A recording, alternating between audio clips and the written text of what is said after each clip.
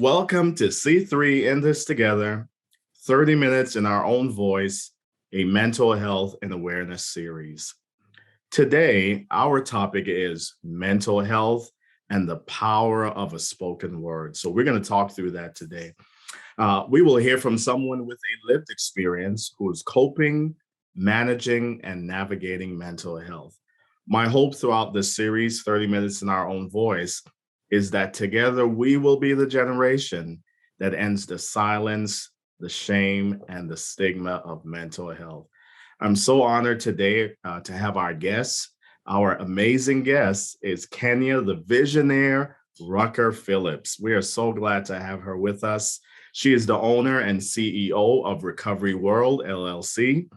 Kenya is a Georgia certified peer specialist, an active member, advocate, and state trainer for the National Alliance on Mental Illness, NAMI.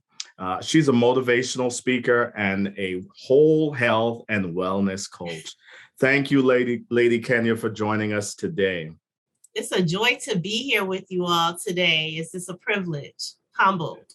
Yes, thank you again for being with us. Well, let's go ahead and jump right in. And by the way, even before we jump in, I've got to tell you, again, I said this earlier, but I'm so honored to have Lady Kenya with us. She is a noted voice in the state of Georgia. So when you talk about mental health and mental health awareness, she is right up there. She is in demand, and I'm just so humbled and privileged that you decided to join us. But let's go ahead, my friend, and jump right in. Yeah. So tell us about your story and your journey surrounding mental health.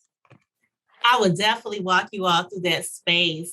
For me, I attended a historically Black college, which many people are familiar with, called Clark Atlanta University. And my journey actually started in 1996, where, as many would know, as the dark days period for myself, meaning that's where I experienced the highs, the lows, the stressors associated with college life. I was 21 years of age, was trying to process, do I want to be in a sorority? Do I want to live the legacy of my father and my mother? Not really knowing or honing in on my own voice. Really confused and in a perplexed state, meaning that I was experiencing a lot of sleepless nights. I was experiencing a lot of nights where I wasn't getting appropriate rest, because we all know rest and sleep are two different things. I was working two jobs. And although I was doing high performance as far as in the classroom, what people didn't see is the woe is me at night or behind closed doors. So what actually happened in summer of 1996 is when I got home, I was home staying with my mother because my mom and dad are divorced.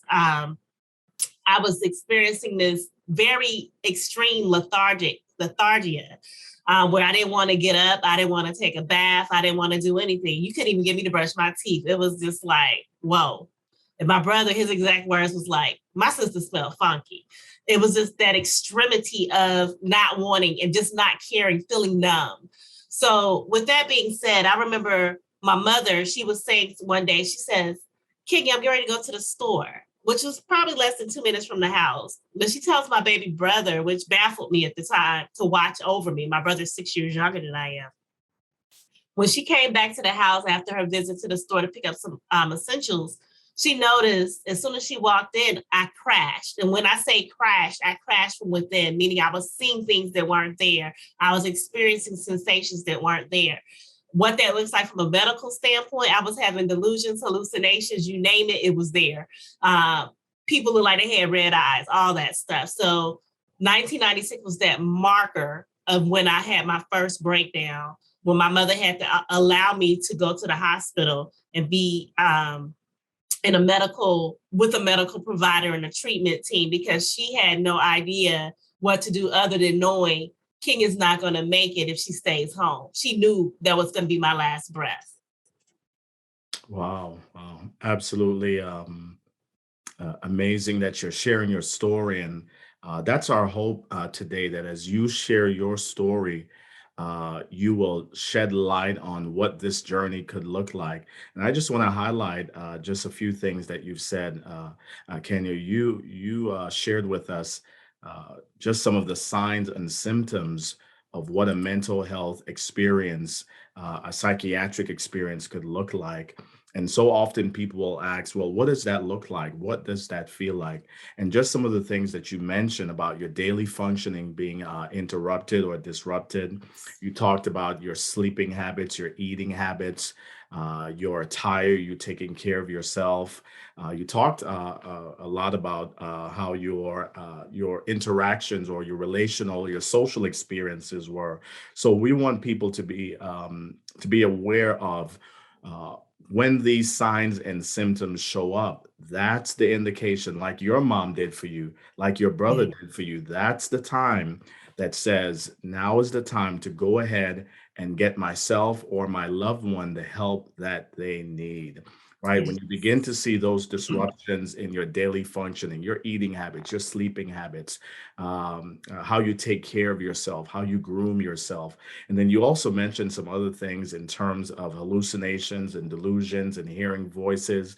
Again, those are symptoms and signs that says I need to go ahead and get the help that I need. So thank you for being so detailed. And really, I believe you're going to help so many people in recognizing that this is a turning point. The other thing I'll say as we move forward is that we want to encourage people is what Lady Kenya has done is she has given a name to what's happening. And that's what we tell people. Go ahead and name it because when you name it, you're able to better tame it. Yes.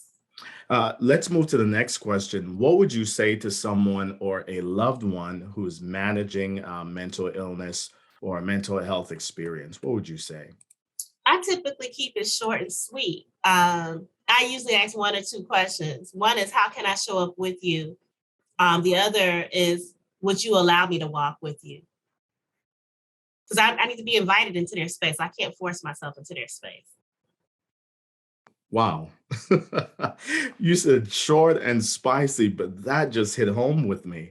My friends, did you hear that? Would you say those two things again? Because I think that's so important. Sure. How can I show up with you? And will a person allow me in their space? Because it's just important to be invited in. Too many times we're intrusive, and as a people, this has nothing to do with diversity, color, or anything. This is just as a people, we can get intrusive and feel like we can control, manipulate, manage, try to make a person do a thing. But when we put ourselves in another person's shoes, we're quick to discover, as was quoted some time ago from a scriptural standpoint, love thy neighbor as thyself. But if we're not practicing self-love or showing up in love, how can we be received with love? So Wow, I just absolutely love that. I've got to be invited into your space. And you said it so correctly, Kenya. You talked about sometimes we are intrusive, and it may not be intentional in our efforts to help people, to come alongside people. We intrude on that personal space. And let's keep in mind, regardless of what a person's experience might be, that is their space, that is their world, and we need to be invited into that space. And I like what you said. How can I come alongside you? Right? How yeah. can I journey with you is the word that you use, right? We want people to know that we see you, we hear you, we value you, you matter to us, and we want to be a part of that experience with you. Man, that just resonated with me. My friends, I hope you're taking notes.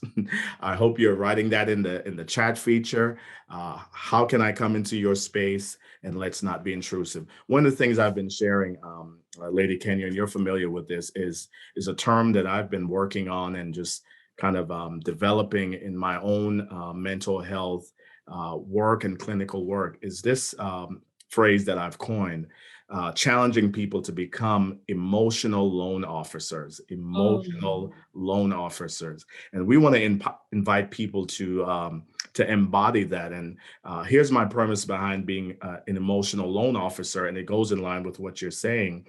An emotional loan officer understands that we can loan to people what they emotionally need in that moment, right? We can loan them our hope, our Yeah. strength, our resilience, right? We can loan them our silence in the midst of their chaos. Instead of saying, calm down, we say, what can I do to help you? And I love the way you said it. What can I do to journey with you, right?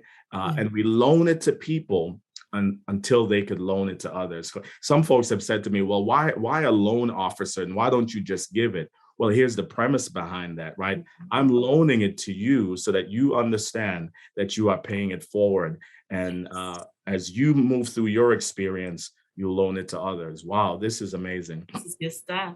What do you want people to know about taking care of our mental health? What do you want people to know? I think it's important, but when I think about that question, it all starts back with self-care. It starts with asking yourself, myself, a question: am I present? If I'm not present, then the other question, the follow-up question is, how can I be more intentionally present? So with that being said, for me, I've been learning the importance over the years of taking pauses.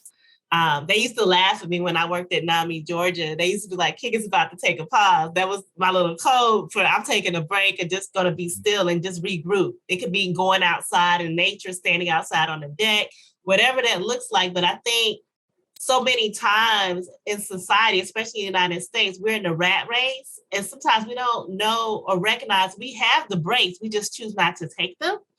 And for me, it's just important to take those pauses and enjoy life, work-life balance, be present with my daughter, but I can't be present with her if I'm not showing up for myself. And I can't be present with my sister friends if I'm not being still enough to recognize the quiet around me and embracing it for what it is. And I can't be any good to myself or anybody else if I'm a workaholic, but never taking time to allow myself to rest. So for me, mental health and its full platform is being balanced holistically. And I think that's the key: mind, body, soul, spirit, not one without the other. Because it's going to be an imbalance if any of them are off. And here's what I'm doing, my friends, and I'll tell you, I'm going to take a moment and do what Lady Kenya just said. I'm going to pause. And what you're going to experience in this moment will be silence. And you're probably wondering, did something happen with the video? Was there a break? My friends, sometimes we're afraid of the silence. We're afraid to pause because it might mean that we'll have to do what Lady Kenya says, which is we'll have to be present with ourselves. So let's take a pause.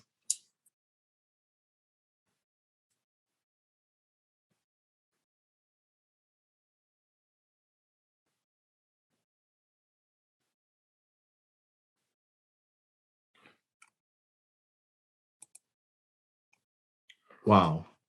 Mm. Did you allow that moment to happen? Did you allow yourself to be present in the moment? Did you allow yourself to unplug?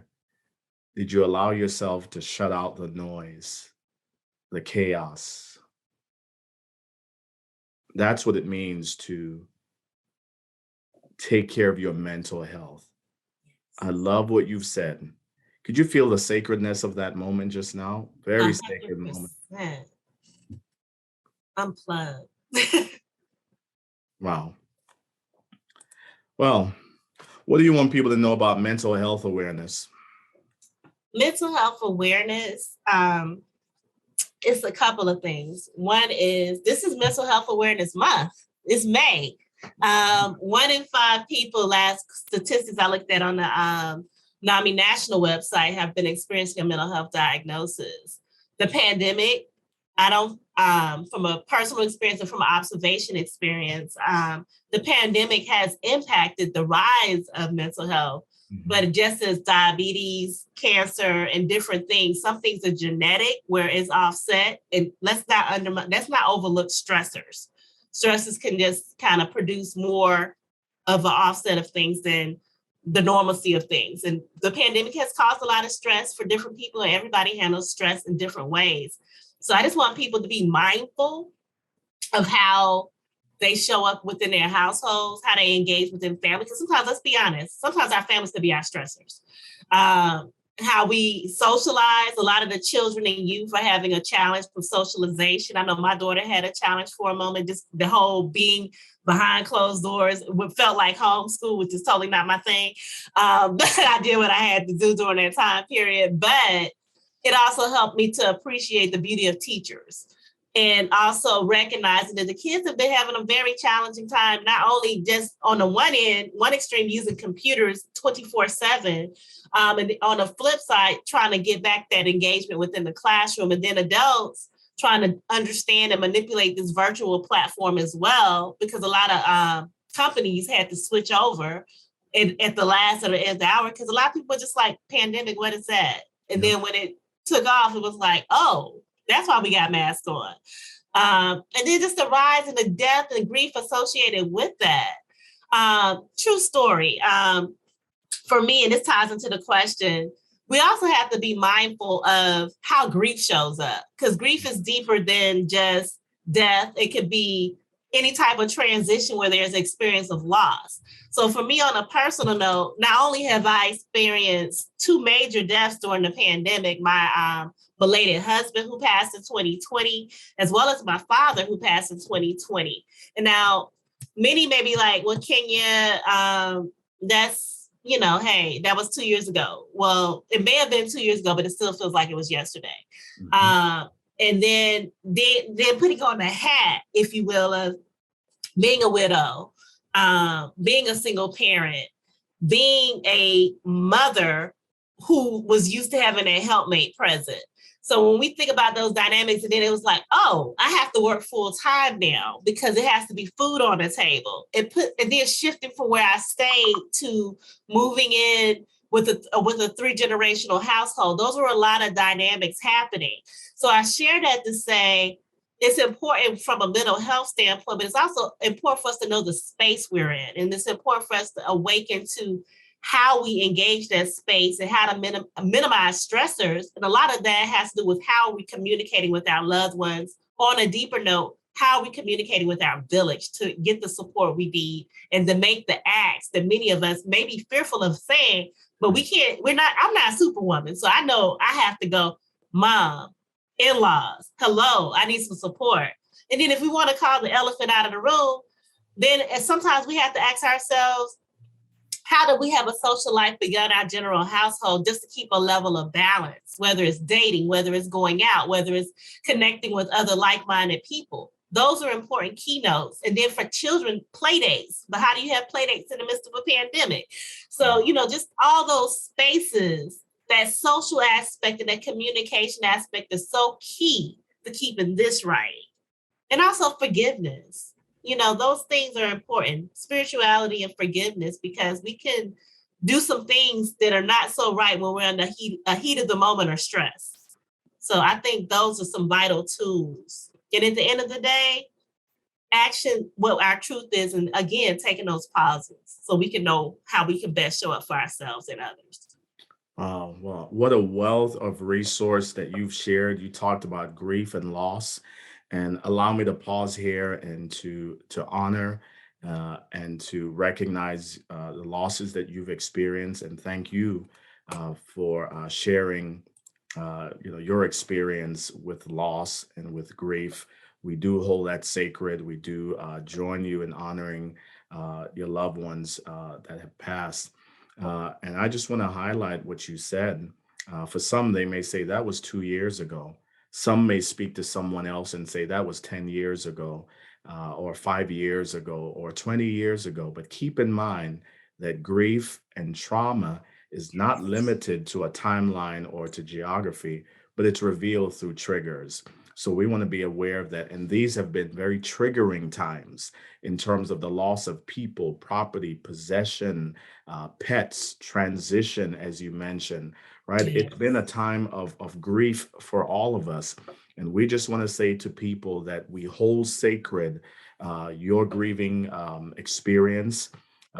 We join you in as I said to Lady Kenya, in honoring your loved ones and recognizing how these times could be triggering.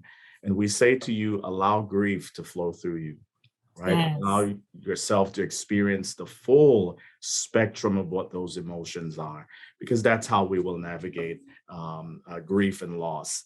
Some folks will say, let's just move on from grief. Well, you don't just move on from grief, you move forward with grief. So That's please right. know that anyone that's And all of us really have experienced, grief during this time. But maybe you're watching and it has triggered some of those grieving experiences and emotions. Just know that we're sitting with you, we are walking with you through that space.